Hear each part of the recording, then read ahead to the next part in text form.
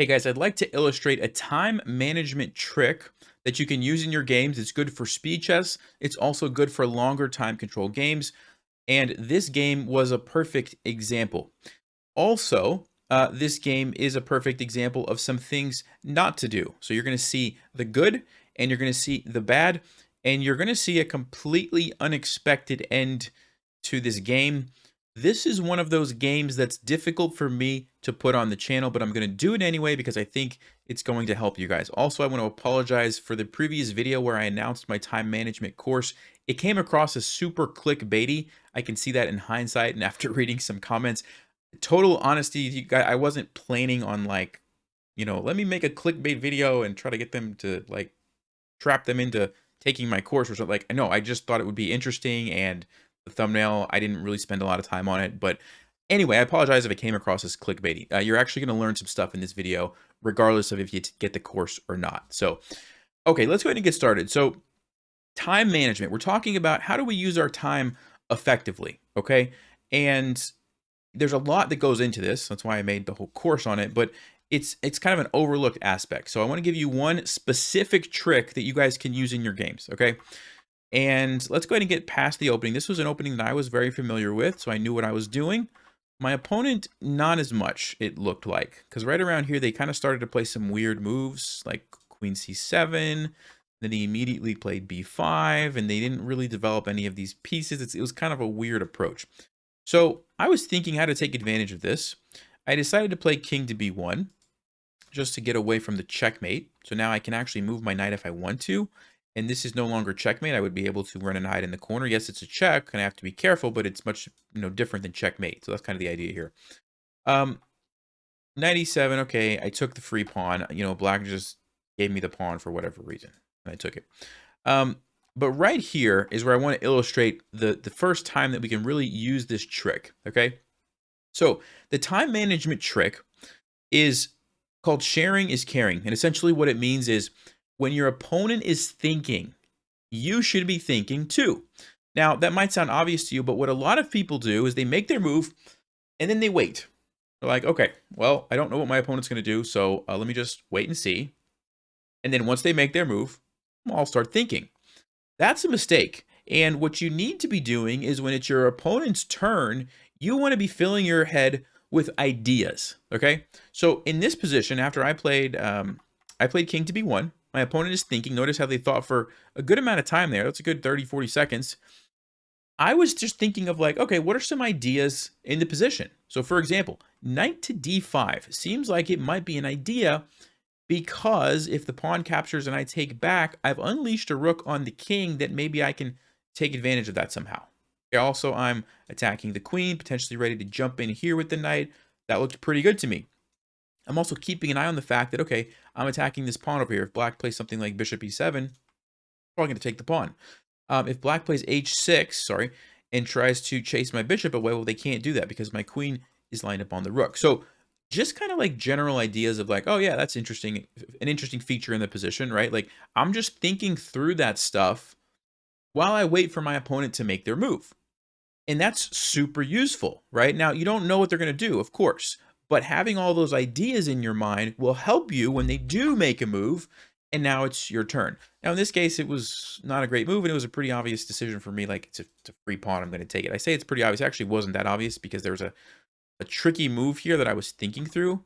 Black didn't play it, but I was expecting maybe they capture and then knight to d5. And the point here is that the knight sort of traps my rook, but also the bishop is attacking here. Now, it doesn't work because I can sacrifice, and then again, we see this check here, and black's in trouble, right? But I had to think through that. So anyway, it wasn't like an obvious capture to me, but I did take the pawn, and they played here, and I said, okay, let's go ahead and trade the queens and go into, the end game up a pawn. Now, let's keep going. So do you remember the idea that I had mentioned earlier that I was thinking about, knight to d5? Well, guess what? Here, I saw an opportunity to make use of that. It's actually a brilliant move, but the idea is the same idea that I had thought about before on my opponent's time. So you can see how beneficial that is and how that can really help you finding good moves quickly, right? So knight to d5, and the point is that if black takes it, which they did not, but if they would have taken it, I take back again, unleashes the rook. The king can't move because my bishop is slicing across, and they have to give back the piece somehow. Either bishop here and I'll take it, or they can move their knight or bishop. And again, I'll push this pawn and I'm forking stuff, and it's a pretty good position for me, right? So that's the idea. Okay, great. But again, here, my opponent is now thinking, what am I doing? Am I just waiting for their move? No, I'm thinking of ideas. So I think my opponent thought for about 20 seconds here. And I was thinking about, okay, what am I going to do? Maybe they're going to move their rook. What can I do if they move their rook? And I was thinking of the follow-up, bishop to f4. And notice I was able to play that pretty quickly because I already had kind of started thinking about it on my opponent's time. Okay, so this is super important. But basically just trying to take advantage of these squares. I think it's getting the brilliant because I'm still just leaving my knight to get captured, but the same idea kind of applies here. So you see that the value of thinking on your opponent's time, okay?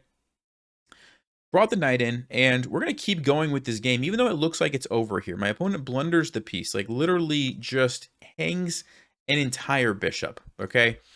The game is basically over. It should be basically over at this point.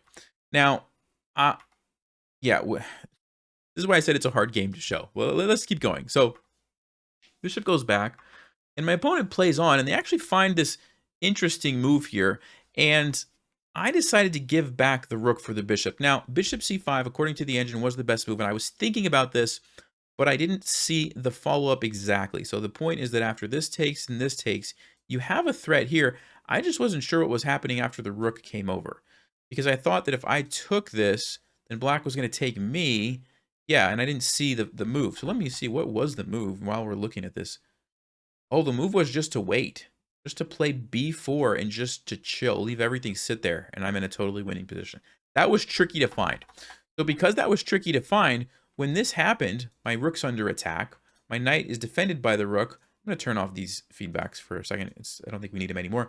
I decided, you know what, let me just give up my rook for the bishop and go into this endgame where I have a knight and a bishop and a pawn for a rook, which, by the way, is also super winning. Like, this should be pretty easy to win. So I said that that's going to be the simplest thing.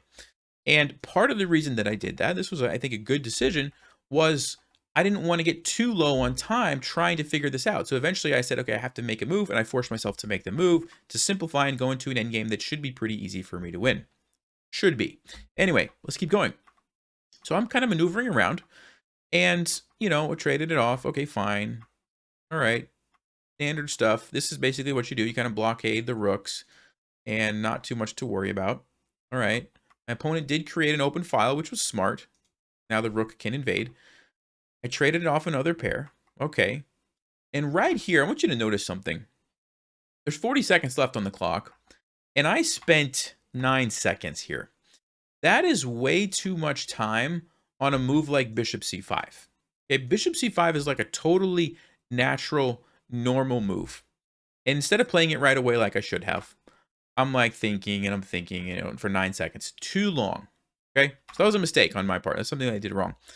And I'm still feeling like, all right, it's a pretty easy game. I'm just going to bring my king up. We're going to let's go over. I'm going to push these pawns. I'm going to win. And watch what happens. Watch what happens. Here's what was going on in my mind, by the way. I'm thinking to myself, of course, black's going to try to push their pawn. I'm going to try to push my pawn. But I'm faster. 1, 2, 3. Black is 1, 2, 3, 4. And it's my move, right? But my opponent's going to try to stop the pawn. But I had a plan in mind. As soon as they go here, I'm going to block it with my bishop or my knight. And guess what? The rook can't get to my pawn, and I'm going to push it. I'm going to win. Easy game. What I was telling myself, right? And then my opponent played this move, and I was like, oh yeah, they can stop it from the other direction. Didn't think about that. And then I started thinking, okay, how am I going to stop black's pawn? Wait a second, my bishop can't actually get back there to stop it because there's a rook, or maybe it can, but then what's happening? It's starting to get a little complicated. Then I'm thinking, okay, well, maybe I can use my knight. Wait a second, is my knight going to be in time? I'm going to be too slow. What's going on? I played this move because I was quickly trying to set up, you know, to get the queen. And here's where I kind of had that moment of panic. Like, okay, what do I do? What do I do? Now, it's still a totally winning position, but the idea is not obvious to see. And going back to earlier when I spent those 9 seconds, if I would have had those 9 seconds now, maybe I would have found it. But after spending 10 seconds, I didn't see it. I had to make a move. I ended up losing this game because I allowed black to get a queen. Now, if you're wondering, what the winning move was. If you'd like to pause and try to find it, it's kind of a cool little tactic. You had a chance to look at that. The move was knight takes f6. And basically the point is that if the king takes the knight, you play king to d5, and you're going to take this back with check and snag the pawn. Look at that. Beautiful. A beautiful tactic. And all the while, the bishop is over here getting ready to... I mean, nice stuff. And I guess there's a move here. If black just goes for this immediately, you just take the rook, and you still get the queen, and you're still winning. So black didn't really have any other good options. I didn't see that. I kind of panicked, and I lost the game. And I think this is, you know, it illustrates some good things to do, like we talked about earlier. Use your opponent's time to think through ideas. That's how I was able to come up with some of those good moves. It also illustrates some bad things, like don't waste time as you're getting lower in the game. Don't waste time on moves like this. What do I mean by moves like this? There's no tension in the position. Nothing can be captured. This is obviously defended.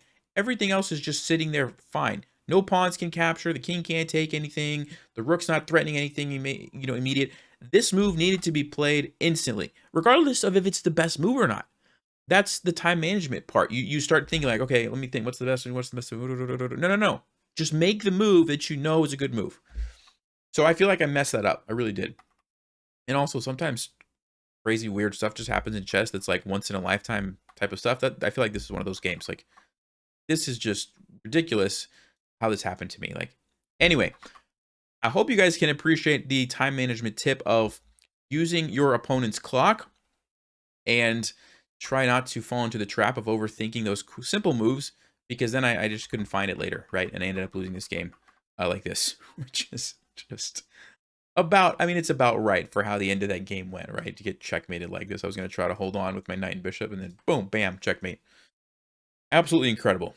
But anyway, the course is live. You can learn more tips and tricks and things like that if you're interested. And if not, you can take this tip and use it in your games, and hopefully that helps. So thank you guys for watching, and I'm going to go and just try to recover after this loss. But I'll see you guys next time. Links in the description if you do want to check out the course. Thanks, stay sharp, play smart, and take care.